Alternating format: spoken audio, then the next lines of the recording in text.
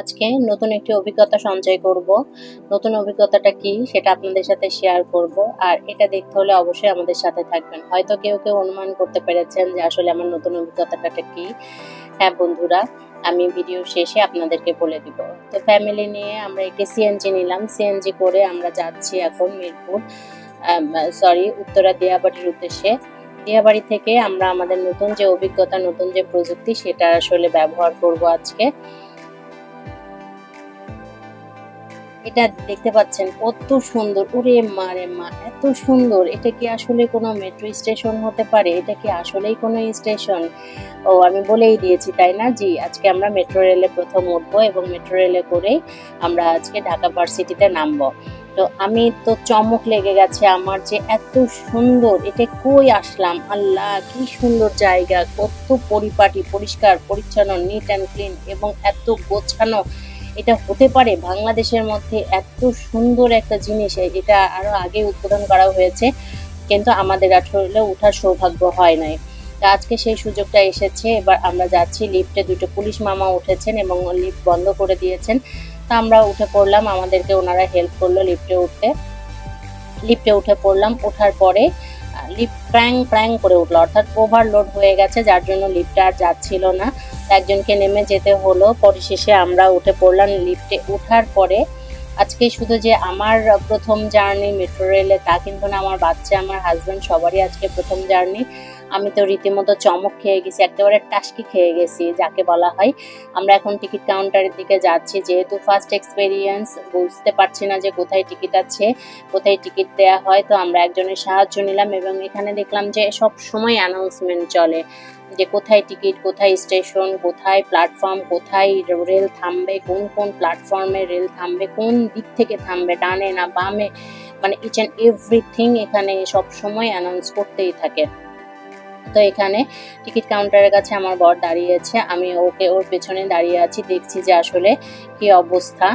পরে টিকিট নিচ্ছে। টিকিট এখানে কিন্তু বাচ্চাদেরও টিকিট নিতে হবে।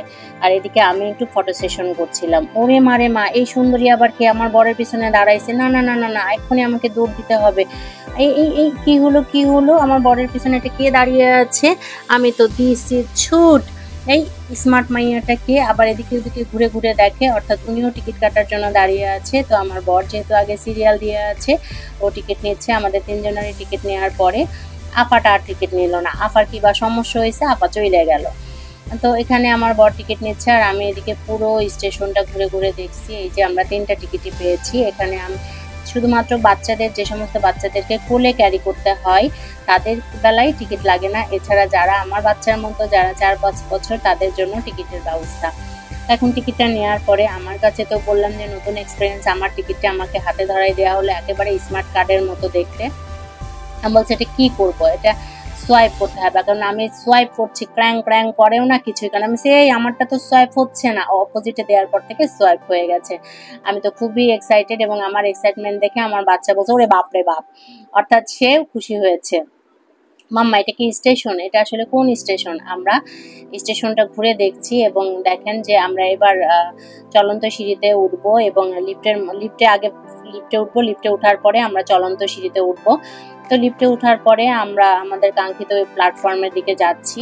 যাওয়ার পরে আমরা দেখবো যে আসলে আমাদেরকে ভুল হয়ে গেছে বোধহয়। তো লিফটের মধ্যে আমরা 3জন ছাড়া আর কেউই নাই। আমি খুবই এক্সাইটেড, খুবই মানে ব্যাপারটা আমার কাছে অন্যরকম লাগছে যে এত সুন্দর।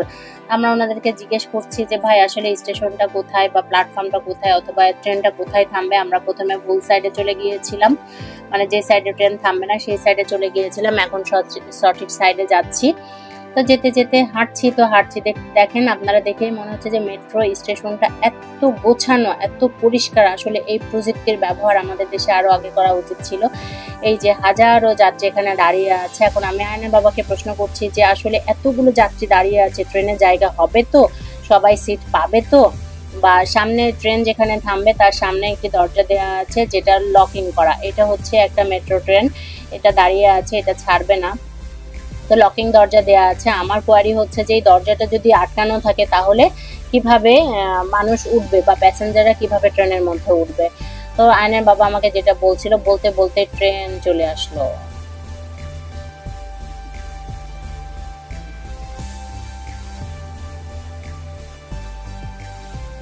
একদম ঝড়ের গতিতে ট্রেন আসছে, মানে এই ট্রেনটা যখন আসে মনেই হয় যে সাই করে চলে আসছে, মানে বুঝতেই পারবেন যে কি পরিমাণ স্পিড। ট্রেনটি আসার সাথে সাথে এক ধরনের সেন্সর লাগানো আছে, সেন্সর কাজ করে। এই যে গেটটা খুলে গেল, গেট খুলে যাওয়ার পরে এই ট্রেনের মধ্যে সবাই উঠবে, কিন্তু এত কম সময় দিবে ট্রেনে ওঠার জন্য যে মানে 5 মিনিটও কিন্তু দিবে না। তাই এই ট্রেনে ওঠার সময় এবং নামার সময় খুব সতর্ক থাকতে হবে যে দ্রুত উঠতে হবে এবং দ্রুত নামতে হবে। তো উঠা মাত্রই আমরা ট্রেনের সিট পাইলাম। এখন সিট পেলাম হচ্ছে 2টা, আয়নের বাবা দাঁড়িয়ে আছে, আর পুরো বগিটা হচ্ছে এসি বগি। তো আমরা ট্রেনে উঠছি, এখানে বলা আছে যে পানি খাওয়া যাবে না, পানি মানে কোনো বোতল ক্যারি করা যাবে না, কোনো চিপস জাতীয় খাবার খাওয়া যাবে না, তাহলে সেন্সরটা নষ্ট হয়ে যাবে। টিকিটটা পেয়ে তো আমি খুবই খুশি হয়েছি এবং ট্রেন ছেড়ে দিল। ও মা, আমি তো বুঝতেই পারলাম না ট্রেনটা কখন ছাড়লো, আমি বিদিক হয়ে গেলাম। আমি আয়নের বাবাকে বলছি, হ্যাঁ হ্যাঁ উঠতে না উঠতে ট্রেন ছেড়ে দিল। এখন ট্রেন তো ছেড়ে দিয়েছে, আমার মাথা না কেমন চক্কর মারতেছে, অর্থাৎ উপর দিয়ে যাচ্ছি, মানে কি একটা ফিল দেখেন, আশেপাশে বাড়ি ঘর জায়গা জমি, মনে হচ্ছে আকাশের উপর দিয়ে যাচ্ছি। এবং যারা দাঁড়িয়ে আছে, দাঁড়িয়ে থাকলেও কিন্তু অত বেশি খারাপ লাগে না, কারণ আমার গাজীপুর থেকে ঢাকা যেতে মোটামুটি 3-4 ঘন্টা লাগে, যদি জ্যাম হয়ে থাকে 45 মিনিটের রাস্তা। তো এখানে আমার যেখান থেকে আমি উঠেছি দিয়াবাড়ি থেকে আমি ঢাকা ভার্সিটিতে যেতে আমার লাগবে অন্যান্য যানবাহনে যেতে লাগতো 2 ঘন্টা, সেখানে কিন্তু আমার লাগছে মাত্র 30 মিনিট। আমি মানুষজন উঠছে নামছে আমরা দেখছি, অর্থাৎ কখনো ডান পাশ দিয়ে যাচ্ছে, কখনো বাম পাশ দিয়ে যাচ্ছে। আমার ছেলেও তো খুবই এক্সাইটেড, আর আমি তো আছি, মানে ছবি উঠাচ্ছি, কি করছি না করছি। আমার কাছে ব্যাপারটা খুবই ভালো লেগেছে। আসলে বাংলাদেশে এরকম মানুষের জনজীবনকে খুব ইজি করার জন্য যে উপায়গুলো ব্যবহার করা হয়ে থাকে, যে প্রযুক্তি ব্যবহার করা হয়ে থাকে, বা যারা এই প্রযুক্তিটা ব্যবহার করেছেন তাদেরকে অসংখ্য ধন্যবাদ দিলেও ছোট করা হবে না। আমরা কিন্তু ইতিমধ্যে নেমে পড়েছি।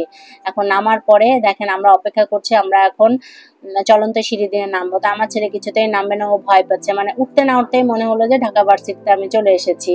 তা এখন আমি দেখাচ্ছি যে এই যে এটা হচ্ছে ট্রেন, আমার বাচ্চাকে বোঝাচ্ছি এটা হচ্ছে মেট্রো ট্রেন। আবার ট্রেনটি চলে যাচ্ছে, কি গতি দেখতে পেয়েছেন, একেবারে শাঁসা গতি। এখন নামার পরে আমরা বুঝতে পারছি না যে আসলে কিভাবে কোথায় নামবো, কোন দিক দিয়ে যাব, কারণ কি প্রথমে যেহেতু আমরা ব্যাপারগুলো বুঝে উঠতে আমাদের একটু সময় লেগেছে। যে চলন্ত সিঁড়িতে সবাই উঠছে নামছে, আমরাও সেই সাথে নামছি।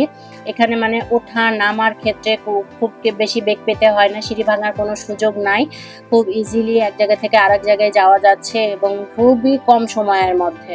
অর্থাৎ 2টা টাকা বেশি গেলেও টাইমটা যদি সেভ হয় তাহলে মানুষের জনজীবনে অনেক কিন্তু জটিলতা কমে যায়। অর্থাৎ আর্জেন্সি যদি কোথাও যাওয়ার থাকে তবে এই মেট্রো রেলের বিকল্প কিছু নাই, মেট্রো রেলের বিকল্প কিছু হতে পারে না। তো যারা এই প্রযুক্তিটা বাংলাদেশে নিয়ে এসেছে এবং তাদেরকে অনেক ধন্যবাদ, মানুষের জনজীবনটাকে অনেক সহজ হয়েছে এবং মানুষের অনেক সময় বেঁচেছে। অর্থাৎ বাসের ওই ভিড় ভাট্টার থেকে মেট্রো রেলের জার্নিটা অনেক ভালো। তো এবার আমরা চলে এসেছি, আমরা এখন বের হবো, অর্থাৎ যার যার টিকিটটা তার হাতে নিতে হবে, ওখানে শো করতে হবে এবং শো করার পর টিকিটগুলো জমা দিতে হবে। অর্থাৎ এক স্টেশন থেকে টিকিট নিতে হবে, আর এক স্টেশনে গিয়ে টিকিটগুলো জমা দিতে হবে। তো আমার ছেলে হাতে নিয়েছে, আমারটাও হাতে নিয়েছে, অর্থাৎ যার যার টিকিট আমরা তারা হাতে নিলাম। নেওয়ার পরে আমরা ওখান থেকে টিকিটটা জমা দিয়ে বের হয়ে পড়লাম। এখন বের হওয়ার পরে আমরা কোন দিক দিয়ে যাব ঠিক বুঝতে পারছি না। তো দেখছি যে না, এখানে একজন মামাকে জিজ্ঞেস করলাম যে আসলে কোন দিক দিয়ে আমরা নামবো একটু বলবেন। তো অলরেডি কিন্তু আমরা নেমে এসেছি এবং সিঁড়ি ভাঙছি, এটাই হচ্ছে ঠিক তার অপোজিটেই হচ্ছে ঢাকা ভার্সিটি। তো মোটামুটি আজকে আমাদের মেট্রো রেলের যে জার্নিটা ছিল সেটা প্রচণ্ড ভালো ছিল, খুবই এক্সাইটেড ছিলাম, খুবই ভালো লেগেছে এবং নতুনভাবে যে একটা জিনিস উপভোগ করলাম এটা আসলে আমার কাছে অত্যন্ত ভালো লেগেছে। আপনারাও যারা সময় সুযোগ করে থাকবেন তারা অবশ্যই মেট্রো রেলে ভ্রমণ করবেন পরিবার নিয়ে, দেখবেন যে আপনাদেরও ভালো লাগবে। এত বছর হয়ে গেছে এটা চালু হয়েছে, অথচ আজকে আমার সুযোগ হয়েছে মেট্রো রেলে ভ্রমণ করার। তো অলরেডি আমি নেমে পড়েছি। আজকের ভিডিওটা এই পর্যন্তই। আল্লাহ হাফেজ সবাইকে। ফেসবুক থেকে দেখলে অবশ্যই আমার পেজটি ফলো দিবেন, আর ইউটিউব থেকে দেখলে সাবস্ক্রাইব করে আমার পাশে থাকবেন, আমার চ্যানেলের পাশে থাকবেন। সবাইকে টাটা, বাই বাই।